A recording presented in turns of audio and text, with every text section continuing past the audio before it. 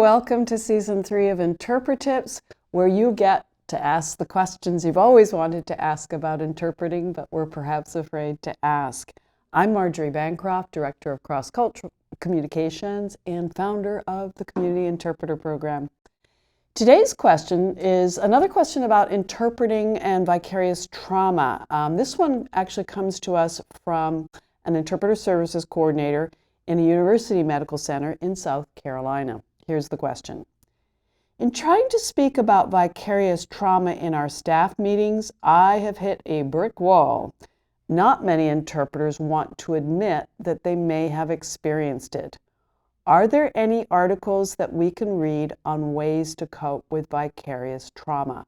Thanks. Well, this question speaks to my greatest passion in the whole field, which is interpreting for trauma. And that field actually has a name, and the name is trauma-informed interpreting.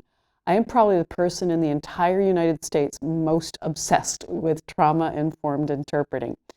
And just to give you a quick bit of background, I actually founded and ran for 5 years as a volunteer, the only nonprofit that ever existed to develop training for interpreters interpreting for survivors of torture, war, trauma, and sexual violence.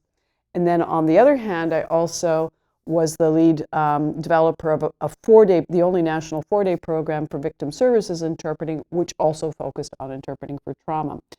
And it's something I speak about across the country and abroad.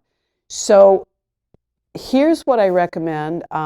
If you're just looking for a couple of articles, there's an article from Psychology Today that might interest you, just a few years old, Vicarious Trauma and the Professional Interpreter.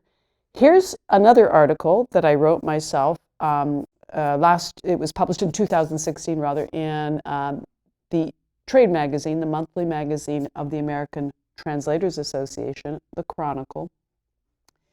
But what you really need, and it's free, is a full training manual that addresses this topic in some depth and detail. And that manual is called Breaking Silence, Interpreting for Victim Services. It comes with a workbook of role plays, activities, and exercises, and actually a glossary as well. And they're all downloadable for free. And there's a whole chapter just on vicarious trauma and a chapter on the workbook that corresponds to the manual chapter. So I think you'll find those helpful resources. And if people are shy, if the interpreters are shy about talking about this, but they get this and start reading, you might find that they're more open to talking about it, which would be really good for them. It's a national problem. It's not a problem at this one hospital. And we hope that interpreters find the help that they need to cope with vicarious trauma. Thanks so much for the question.